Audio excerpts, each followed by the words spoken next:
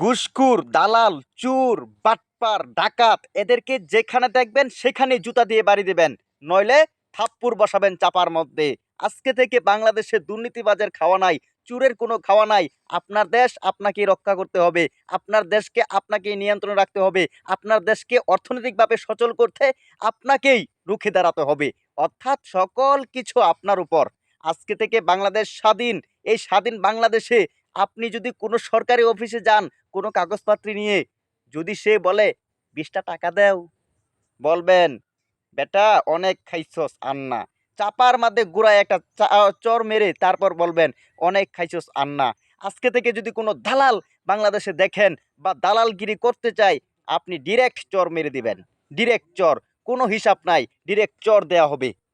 বাংলাদেশ আমার আপনার, আমার আপনাকে বাংলাদেশের অর্থনীতিকে এগিয়ে নিতে হবে।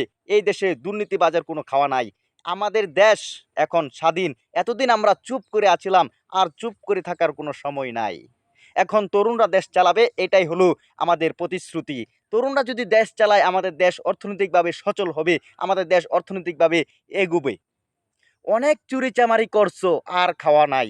দেশের মধ্যে তুমি একলাই থাকবা চুরিচামারি কইরা, আর গরিবরা না খাইয়া থাকবো, গরিবরা পেটের মধ্যে গামছা বাইন্দা খাইবো। না না না, তা হবে না। তুমিও যেভাবে চলবা স্বাধীনভাবে, একজন গরিবও তেমন ভাবে চলবে। অর্থাৎ আমাদের দেশকে আমাদের স্থিতিশীলতার মধ্যে রাখতে হবে, আমাদের দেশের উন্নয়নে আমাদের ভূমিকা রাখতে হবে। আজকে থেকে হুন্ডার চালালে, বাইক চালালে আপনাকে হেলমেট দিয়ে যাইতে হবে রাস্তা দিয়ে।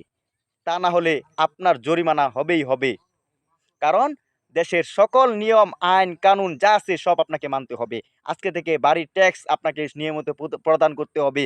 কারণ আপনি যদি ট্যাক্স প্রদান না করুন, আপনি যদি দেশের আইন না মানুন, তাহলে আপনারই সমস্যা।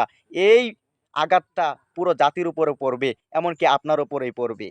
থুতু থুতু ফেললে, উপর দিকে যদি থুতু ফেলি, তাহলে নিচে যদি পড়ে নিজের মাথায় বেশিরভাগ পড়ার সম্ভাবনা থাকে। ঠিক তেমনি আমাদের নিয়মকানুন আমাদেরকেই মানতে হবে, তা না হলে আমাদের উপরেই ব্যাঘাত ঘটবে। অর্থাৎ উন্নয়নশীল দেশ কিভাবে প্রতিষ্ঠা করতে হয় আপনি এখন থেকে শিখুন। কারণ এই দেশে এখন স্বৈরাচার নাই। এই দেশে মানুষ এখন কোনো দলকে অগ্রাধিকার দিবে না। পা চাটার কোনো সুযোগ নাই। সাদাকে সাদা, কালোকে কালা, ন্যায়কে ন্যায়, অন্যায়কে অন্যায়। আপনাকে বলতে হবে, স্বাধীনভাবে চলাফেরা করতে হবে। আপনি সঠিক, আমিও সঠিক, তাহলে দেশও সঠিক। আসসালামু আলাইকুম।